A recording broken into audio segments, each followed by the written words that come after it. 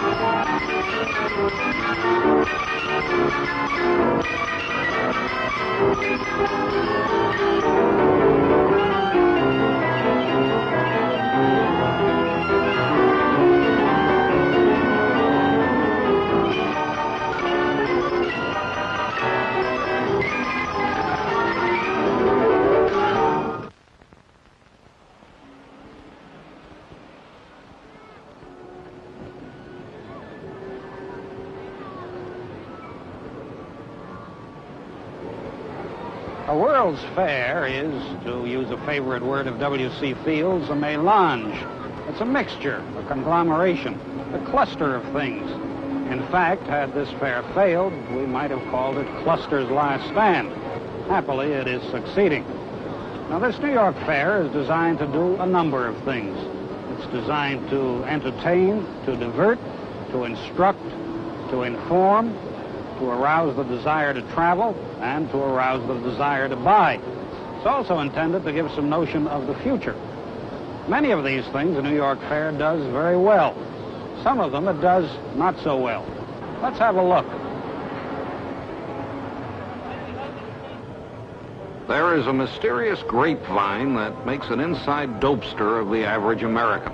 And the word has gone out across the land, come early. It is a good idea.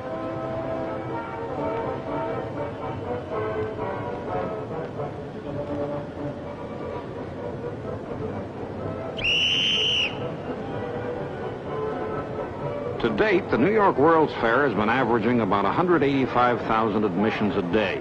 That's somewhat below expectations, but hardly a sign of failure. The record day thus far saw almost 290,000 people attend. It costs $2 to get in, $1 for children under 12.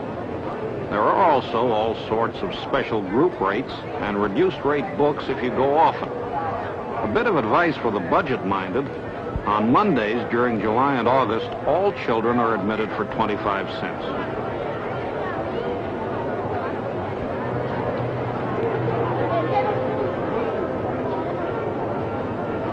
A pattern of attendance seems to be emerging, and if you're uncomfortable in huge crowds, it may help to know that Saturday, when the combination of tourists and local people is heaviest, is the busiest day. Sunday, when many out-of-towners are concluding their visit, is the lightest day, and late Sunday afternoon is a particularly uncrowded time. Access to the fair is easy. The New York subway system will drop you right at the fair gates. So will the much-maligned Long Island Railroad, which does a fine job. You can come by boat or helicopter. And of course, innumerable superhighways circle the fair, making it easy to get there via private automobile, taxi, or bus. Well, this is how a day at the fair begins. Everyone is full of energy and high spirits, and the insidious affliction known as World's Fair feet has not yet set in. One of the first things I did was to go on the Swiss Sky Ride. It costs 75 cents for a 4.5-minute ride, 35 cents for children. And it probably has its own numbered bank account in Zurich. It's a good way to get a general impression of the fair, an overall view. My own feeling was that the fair was not really futuristic. At least it did not represent any future city that I would find congenial. If it was futuristic, It was in a comic book way. As I rode along, it seemed to me I was transported back to my boyhood, to the worlds of Buck Rogers and Flash Gordon, and the kind of places they always seemed to be rocketing around in. I say this with no intent to complain. In its own outlandish way, the fair is funny and hospitable, and not to be taken too seriously. Architectural critics and city planners have generally attacked the fair for being a jumble, for blazing no new trails, for lacking taste. All of these judgments have some validity, but the fair, after all, is temporary and commercial. Great art rarely blossoms under those circumstances. What the fair really is a giant display of pop art.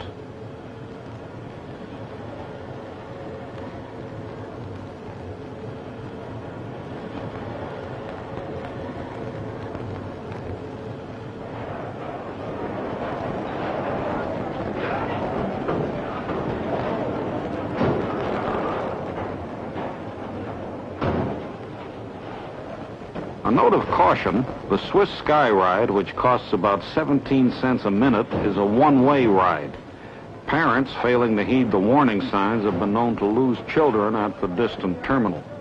Now, ladies and gentlemen, all your attention, please. Silence.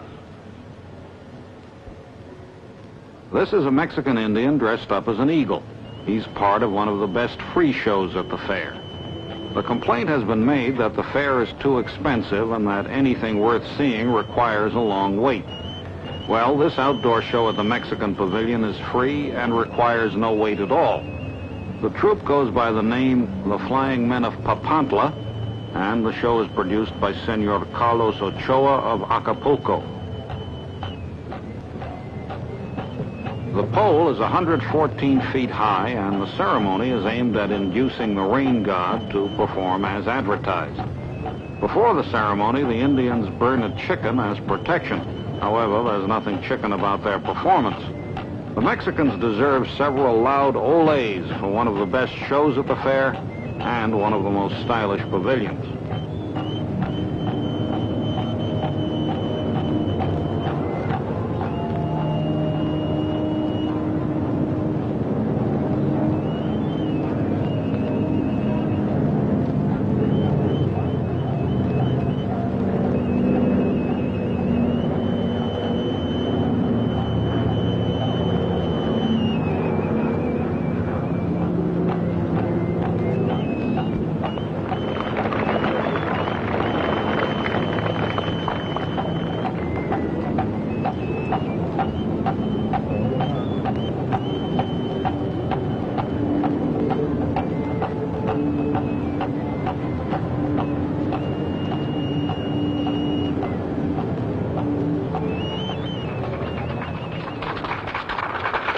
At the Oregon Pavilion, lumberjacks toss axes around as though they were penknives.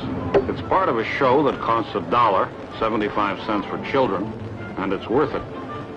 There's a log rolling or burling contest with the loser falling into the water. This one was between a lumberjack and an apprentice. The lumberjack appeared to throw it or take a dive. On your mark, hit set. The hit of the show is a pole climbing act. The giant timber is cut from a Douglas fir and is 120 feet high. It takes some time to get to the top, even using the methods woodsmen have evolved over the years. There is a big turnover in poles, we were told, but happily not in lumberjacks.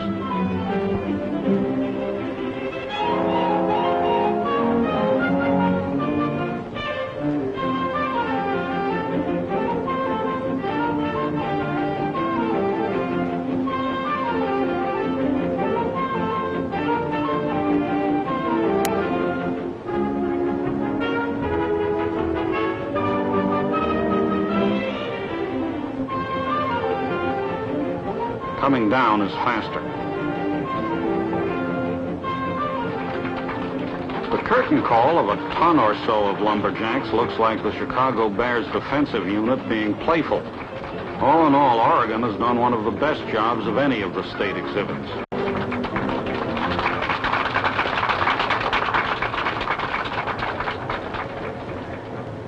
Many of the state exhibits, we are unhappy to report, are on the dull and unimaginative side.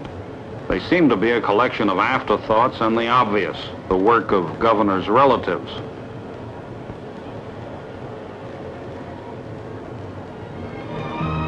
I liked Florida because it made no pretense of being architecture. It reminded me of a Florida resort, garish, sprawling, and possessing a few square feet of sandy beach, scattered over which are bathing beauties.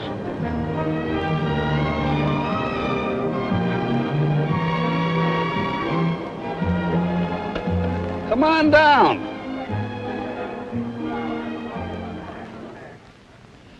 Inside the pavilion, there's an example of the expensive good taste that may also be found in Florida. A number of Floridians lent paintings from their collections. Among them is a magnificent Franz Hals.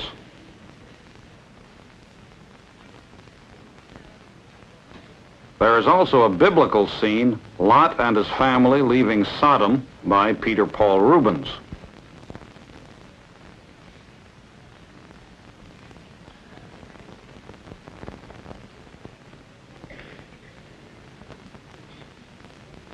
And a superb Cézanne, the artist's portrait of his son.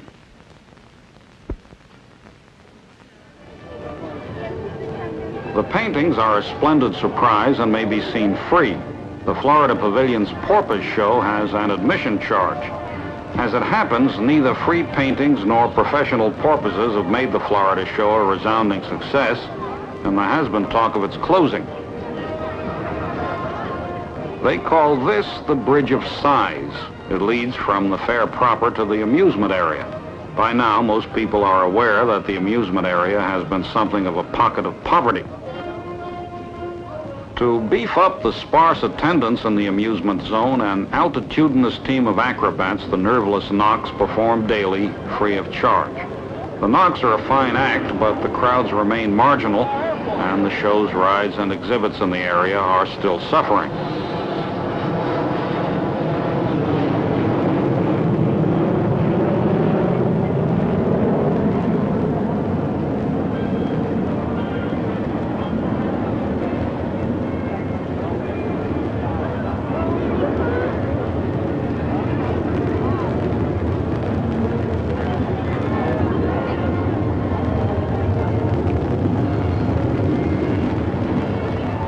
There are a few mild rides in the amusement area.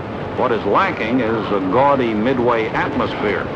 One longs for an exhilarating loop-the-loop or cyclone or whip. A little bit of Coney Island seems to be needed, but instead of cotton candy, there's a shiny new monorail, which charges 80 cents for an 8-minute ride.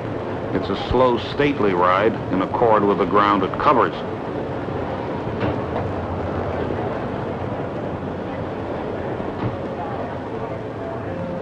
Nobody has come up with any elephant jokes about the one-ring circus at the fair.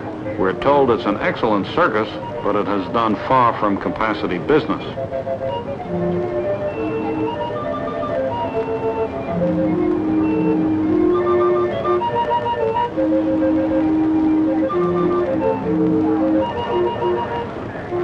Some observations may be in order as to why the amusements are neglected. For one thing, they're geographically isolated from the rest of the fair and are hard to reach. For another, people are reluctant to pay the high prices for entertainment when there's so much that's free in the industrial areas. Finally, the amusements themselves are simply not good enough or unusual enough to arouse a heavy public response. There are no big-name entertainers. Many of the major productions are routine and uninspired. And Robert Moses, the president of the fair, has vetoed anything suggesting sex. Many exhibitors are longing for a bit of Sally Rand to draw the customers. One looks back with longing to the 1939 World's Fair when Bill Bojangles Robinson delighted packed houses every night with the Hot Mikado. There's nothing approaching that high level of entertainment at the '64 fair, and it's a shame. One enterprise in the amusement area that's doing very nicely is the log flume ride. The logs are made of fiberglass from the mighty fiberglass forests of North America, And the price is 95 cents for a 3-minute ride, or 32 cents a minute.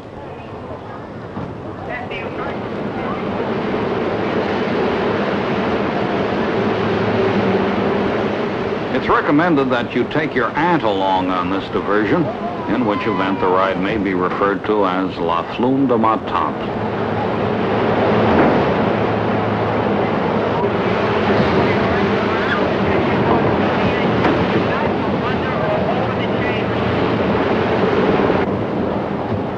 The climax is a slide down the last chute, which looks as though it would soak you through, but actually sends you away only slightly moist and hardly needing a pressing.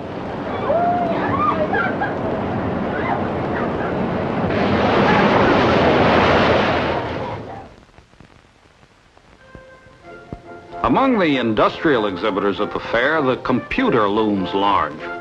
International Business Machines has hired Sherlock Holmes and Dr. Watson to explain how computers work. It's an animated puppet show in the IBM arcade. There is no waiting and the performance is continuous. I found it delightful, several cuts above some of the more elaborate efforts by the big corporations. It also taught me something about computers.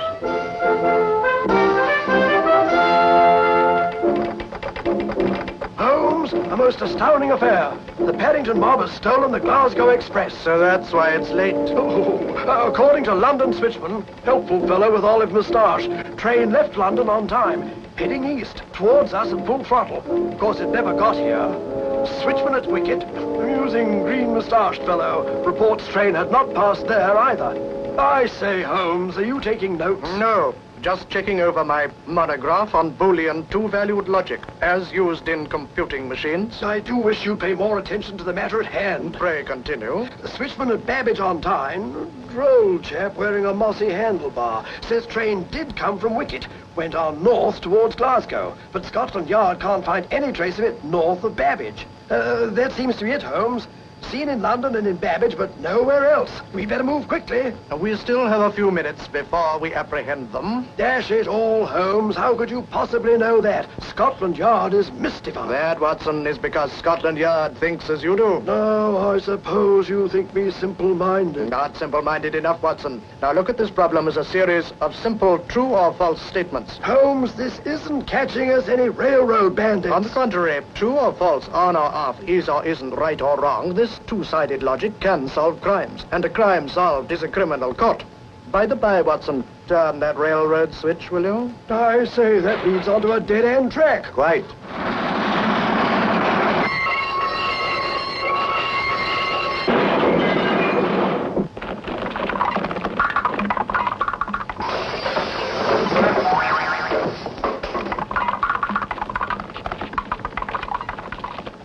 Clever, disguising themselves as the southbound express. Incredible, Holmes, but how on earth... My dear fellow, it is a simple exercise in two-valued logic.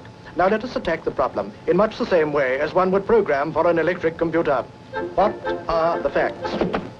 Now, was the London switchman telling the truth? Well, I know. If he had been, the train would be here. Exactly. 4 possibilities remain then.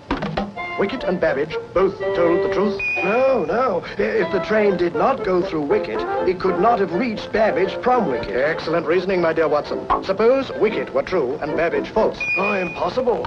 For if he truly had not seen the train, we would have. Then was Wicket false and Babbage true? Oh, no. For in that case, the train would have been seen north of Babbage. Splendid.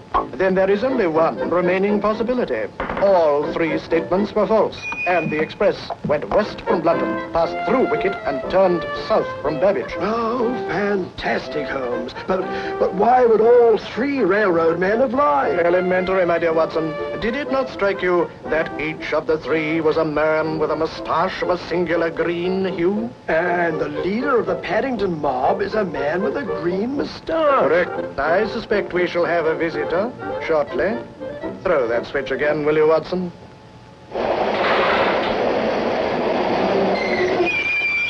Oh, it's incredible, Holmes. What do know? None of you reduce the problem to simple true or false statements. Dorset, Holmes, how do you ever know so much about computers? machine on my right is the IBM optical character reader. It's a machine which reads handwritten numbers. To illustrate its operation to you, we've stored news events for every day of publication of the New York Times in the memory system of our computer. You will be able to ask for the news of any date that you like. You simply write a date on a card, and then the IBM optical character reader reads your handwritten numbers. The computer replies with the news event. This is another of the several exhibits in the IBM arcade. I submitted a few random dates.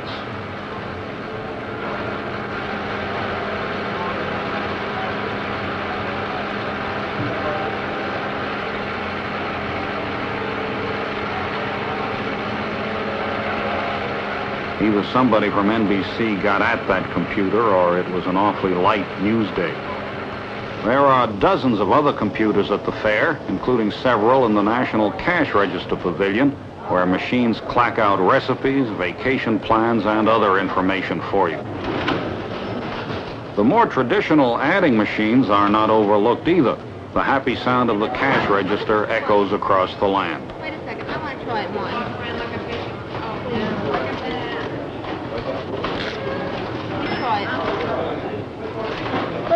These machines are part of NCR's Game Room for Kiddies. Here, youngsters are encouraged to develop a healthy interest in profit and loss, the flow of capital, and the price-earnings ratio. It has proved to be a popular exhibit and should allay any fears that creeping socialism is ruining our children.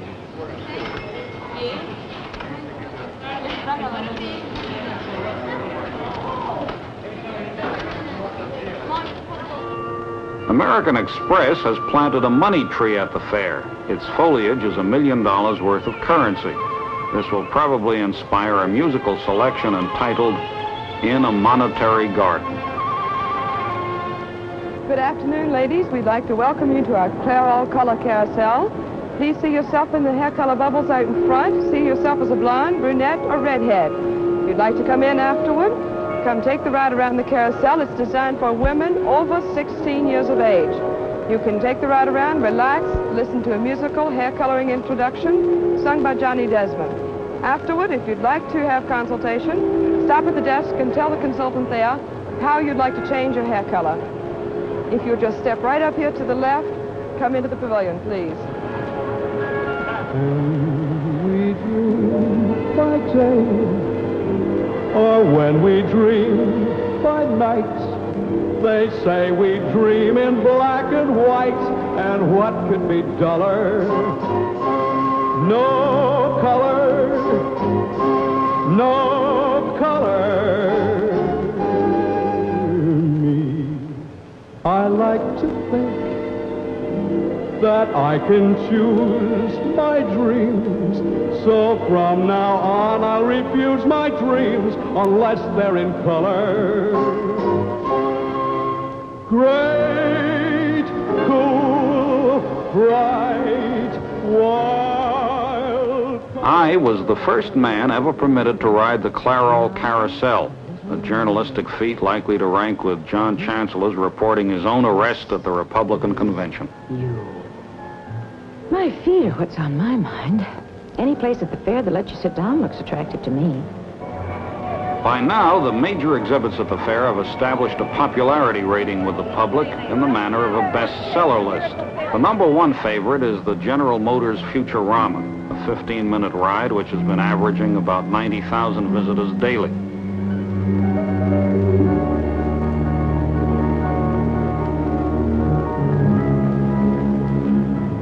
In second place is the Vatican Pavilion, to which 78,000 people have been drawn every day.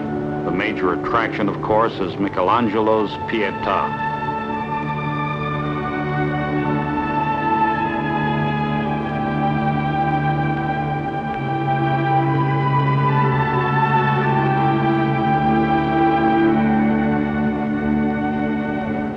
Holding down third position on the popularity list is the General Electric Show, which features a typical American family created by Walt Disney. Easier. Mother, I was reading about a fella named Tom Edison who's working on an idea for snap-on electric lights. I'll believe that when I see The mechanical dog has proved to be the best-loved animal at the fair. it. It's hard to imagine how life could be any easier. The fourth most popular pavilion is the Ford Motor Company's, also a Disney product. After a lengthy wait, you get to ride a Ford car through prehistoric times, which were even earlier than the Model T. In 12 minutes, you cover several million years of history, and it's good fun.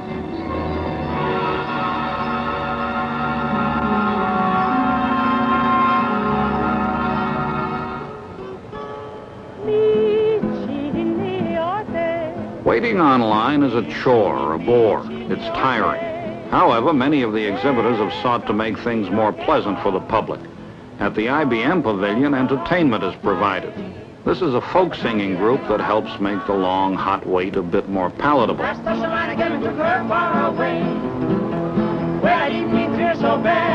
the best guy I ever had. Said bye-bye, made me sigh. Gonna lay right down and die. I ain't got a nickel, I ain't got a lousy dime.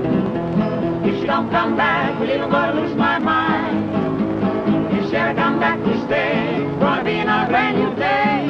Want to put my baby down by the San Francisco Bay. Sitting here on my back foot, where which way to go. For a gal that I'm so crazy about, she don't love me no more. Think I'll hop on a freight train, just one feeling blue. Right on line to the end of the line. Don't you know, yo, you stay where see to me, just about going insane. Well, I thought I heard my baby, the way she used to call my name. You sure come back to stay, gonna be in a brand new day. What you my baby down by San Francisco, California, here I come. Walk to my baby down by San Francisco Bay, one more time. Walk to my baby down by San Francisco Bay, la la la. Sayonara.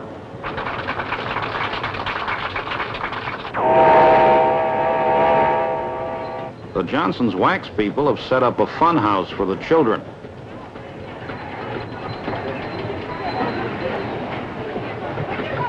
There are also free shoe shining machines at Johnson's Wax.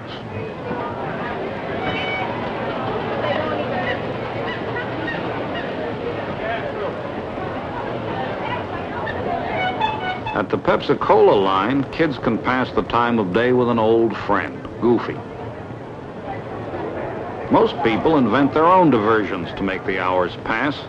Studying the map and planning one's next move is a fruitful way. Reading helps the time go by. One man I spoke to claimed he finished the entire collected works of Sigmund Freud while waiting to see the Ford exhibit. You can take photographs or movies while waiting. Or you can have your lunch in transit.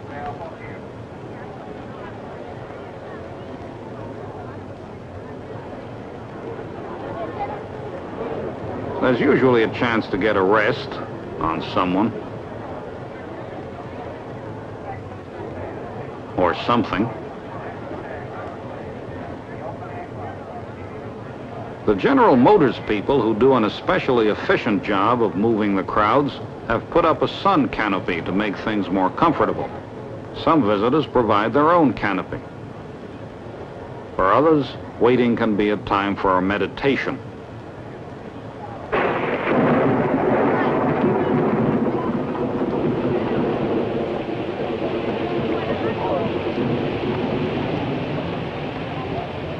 When the rains come, everything gets damp, except the enthusiasm of the visitors. Indeed, I noted a remarkable carnival atmosphere, as if the rain were part of the show. Certainly, very few people chose to lose their place in line when it poured, and virtually no one complained.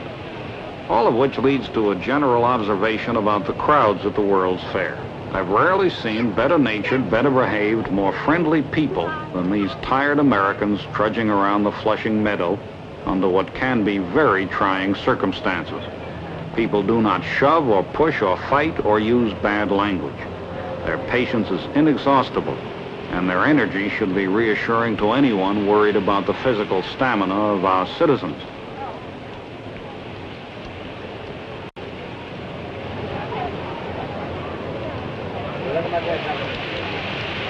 In short, one of the pleasantest things about the fair was the light it cast on the American tourist. A good deal of snobbish nonsense has been written about how badly he behaves. I've generally found that the truth is quite the opposite. The American traveler is a monument of endurance, resourcefulness, and good humor. And the World's Fair proves it.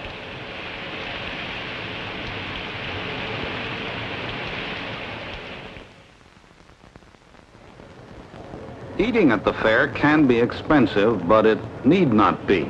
The Missouri Pavilion sells the best hot dog on the premises for 30 cents.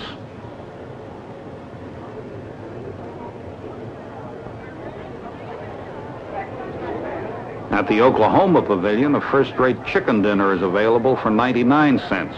You can eat on Oklahoma's pleasant lawn.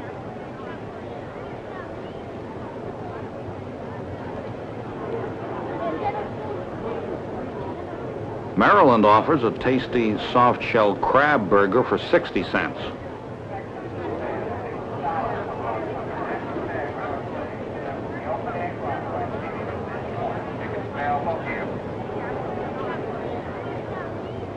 There is a Belgian waffle that sells for 99 cents. A waffle base, a dollop of whipped cream, and sliced strawberries.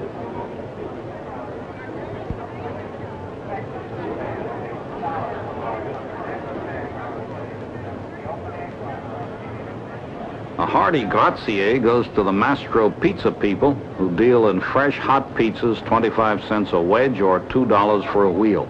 It's a perfectly respectable pizza.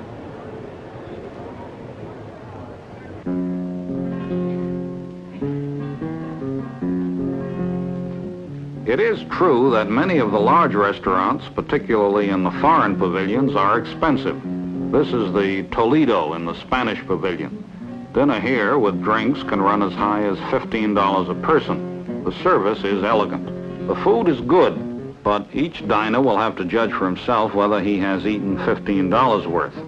A similar meal in a good restaurant in New York might run 2/3 the price, in Madrid about 1/3 the price. However, we should not be churlish about Spanish prices. The Spaniards have had some shattering experiences with the maintenance unions at the fair, and they're paying carpenters, truck drivers, and sweepers wages that would be unheard of in Spain. There is perhaps a rude justice in Americans having to pay this unionized freight. The Newman Award for the most bravely named restaurant goes to the Festival of Gas. The food, we add, is high-priced and digestible. For those who want something midway between a hot dog and a lobster, the Lowenbrow Pavilion is worth a visit. The beer is cold, the food is relatively inexpensive, $1.75 for a plate of wurst, and the waitresses are pretty. Some of the waitresses are also titled. There are 2 countesses and 9 baronesses, and one of the titles goes back to the 11th century. For a while, some of the aristocratic ladies were returning tips out of embarrassment. Now, after 2 months, they've learned to murmur a gemütlich Dankeschön and pocket the change. For the kids, the Lowenbrow people offer root beer, making them as happy as Hans and Fritz.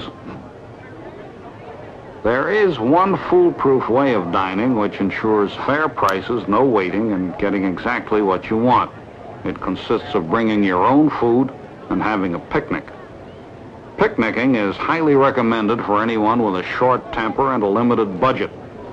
However, the fair's fathers should have set aside more picnic areas and made it easier for do-it-yourself eaters. And while I'm at it, there are not enough drinking fountains either, and there are hardly any maps or directional signs to help people get around.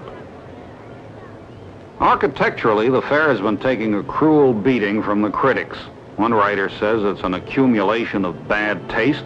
Another calls it an architectural happening. And Rainer Banham, an English architectural writer, calls the fair a populated corpse that fails to make a virtue even of its size. All of this seems to us excessive. Many of the buildings, such as Bell telephones, are clearly not intended to look like buildings or to serve any function other than to house an exhibit and to attract people. They do both of these things well enough, even though the architects and the sponsoring corporations did not set styles or revolutionize American architecture. Indeed, many of the industrial pavilions have an almost humorous quality, as if the designers were having a joke at everyone's expense. The New York State Pavilion is one of the few buildings that will remain standing after the fair closes its doors in October 1965. It deserves to. It's the work of Philip Johnson, and it is uninhibited, attractive, and modern without being sterile. Elevators speed you to two saucer-like observation platforms which afford a grand view of the area. There is a sense of motion, of space, of light, and of air in the New York State Pavilion, and to our way of thinking, it's one of the best structures at the fair.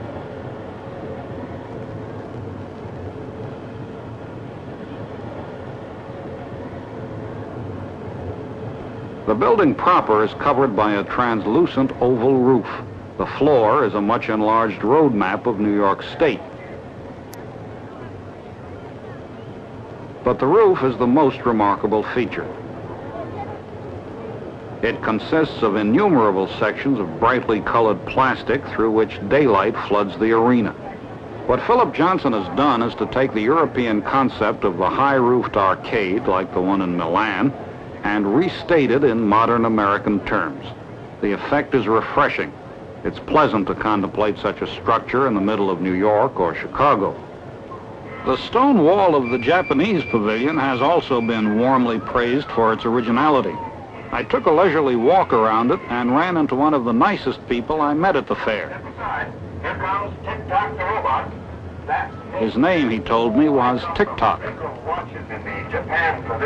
Tick-Tock strolls around the Japanese pavilion every afternoon, if the weather is good, and if his batteries are not feeling run down.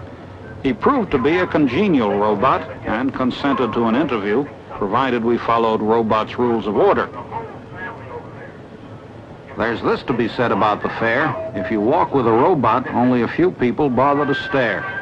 Tick-Tock's conversation is limited, consisting mostly of plugs for Japanese watches, but he would not have been sent here if he weren't willing to work.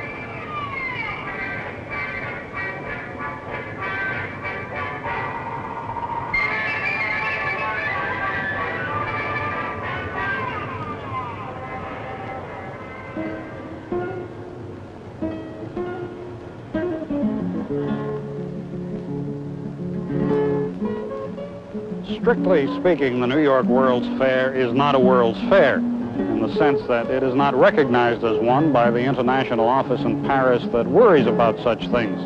That's one reason so few foreign countries are represented. Britain is not here, Italy isn't, France isn't, West Germany isn't, most of the Latin Americans are not, neither are the Russians nor the other communist countries. Among the countries that are here, it's generally agreed that the most successful pavilions are the Mexican, the Japanese, and the Spanish, especially the Spanish. Everything in the Spanish pavilion has style and quality, including a statue of Father Junipero Serra, who built the California missions. The sculptor is Pablo Serrano. The pavilion cost the Spanish government more than $7 million and took 9 months to build. The ceiling consists of blocks of Flemish pine carved in Spain and then painstakingly fitted together here.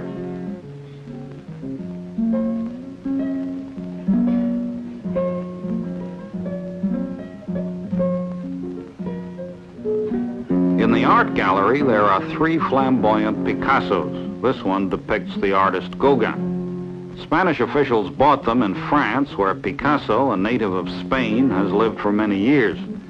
The political implications of that are intriguing. Picasso has leaned to the left for much of his life and has never been on exactly close terms with the Franco government.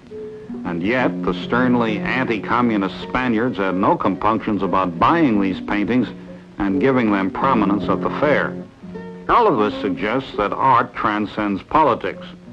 It also suggests that Picasso's reputation is so high, particularly in American art circles, that Spain found it a good idea to bury old differences in the interest of Spanish art and the Spanish image in America. Another painting is of the artist Van Gogh. Some treasures of the Prado are also on view. This is Goya's portrait of the Duchess of Alba, clothed.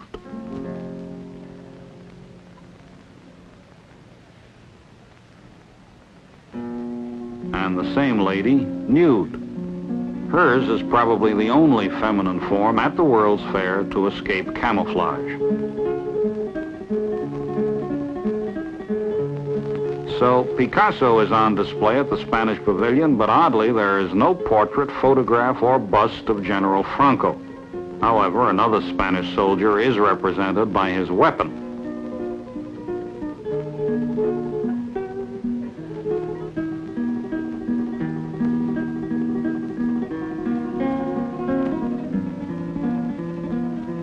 Although Charlton Heston was not present to vouch for its authenticity, I viewed with awe the mighty blade that crushed the Saracens. El Sword of El Cid. As an old foreign correspondent, I accepted the Spanish wine steward's challenge. The sherry was delicious, what I tasted of it.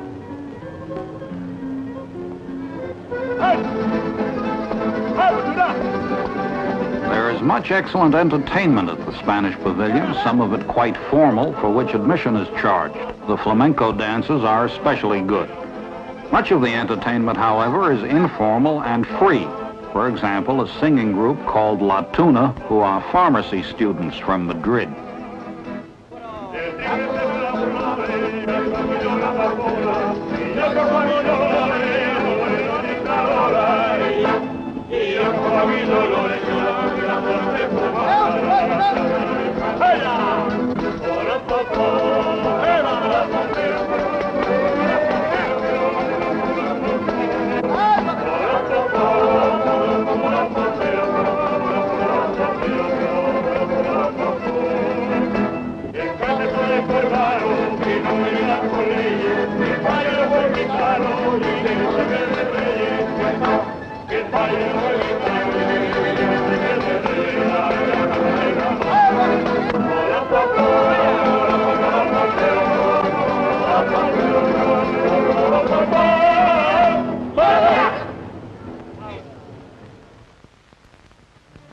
Even so gay an event as a World's Fair has its sad stories. Witness the Belgian Village. The corporation promoting it ran out of money several times. A project that was expected to cost $2 million will now cost closer to $3,700,000. The cobblestones, incidentally, came from the Pulaski Skyway, a quaint road in New Jersey. Part of the village finally opened in mid-July after several false starts. Labor costs have been much higher than estimated, and the fact that private promoters rather than national governments were backing many exhibits led to financial uncertainties. In any case, every day sees new buildings sprouting up in picturesque Belgium, as it's called, just the way Brussels sprouts. The promoters hope that their troubles are ending now and that they'll soon start getting their money back. But for a while, it looked as though they had built not a village, but a ruin.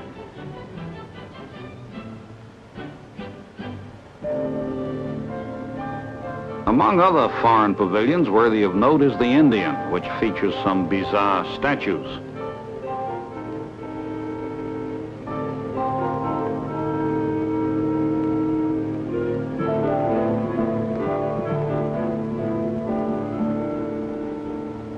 Thailand's is modeled after a Buddhist shrine. It's bright and colorful, and also exotic, even for a World's Fair, and so it's often crowded. The Republic of China's pavilion represents a traditional imperial palace.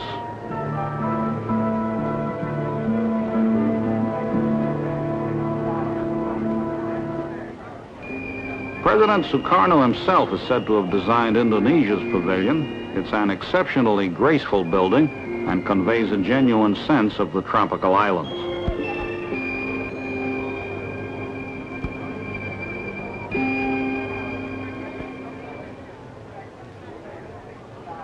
Many of the foreign pavilions have little shops inside.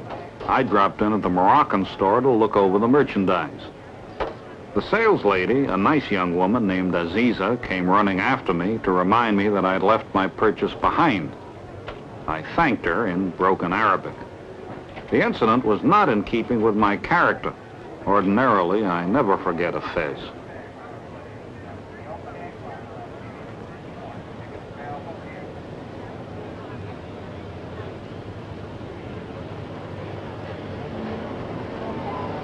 If there is one common denominator among fair visitors, it is fatigue. It afflicts the very young as well as the old, and sometimes it can put a strain on the family tie.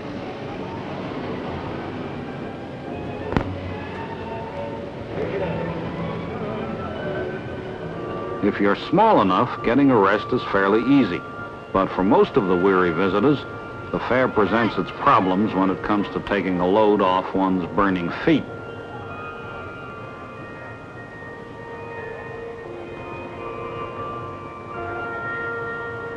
For a while, pools and fountains were a help, and people could say, with Shakespeare, "For this relief, much thanks." Mr. Moses Pinkertons have changed all that, however, and today the paying customers are sternly chased from the water. A lot of other comfortable places seem to be off limits also. The rules are broken more than they're observed, but whenever possible, these same friendly Pinkertons will chase you off the grass, perhaps on the theory that if you're lying down, you can't spend money. The Simmons Beauty Rest Sandman will lull you to sleep if you can pay $1 for half an hour. You have to sleep fast to get your money's worth.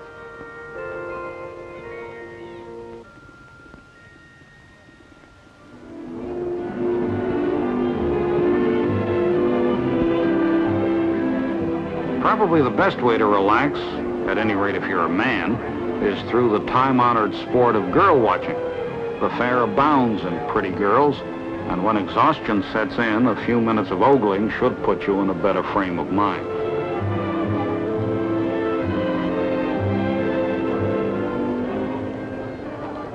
The African Pavilion has a giraffe named Susie, which has developed a taste for American ginger snaps, but will accept a banana. I fed Susie and then watched the dancers from the Ivory Coast put on a show.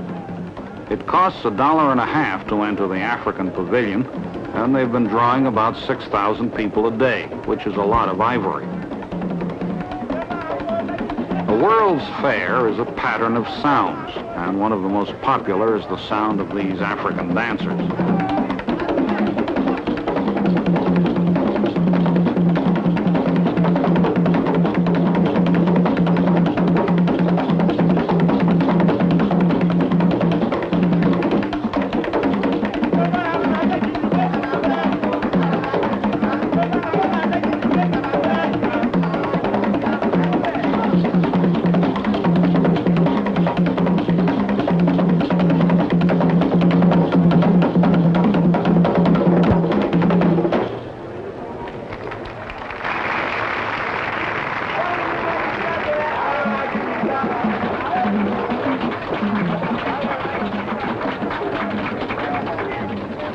There are many other sounds at the fair. Here are a few.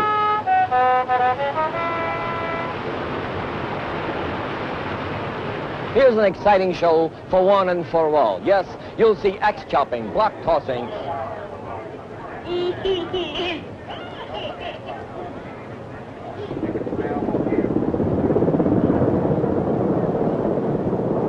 Finally, the Newman citation for the biggest noise at the fair goes to Colonel Keds for obvious deafening reasons.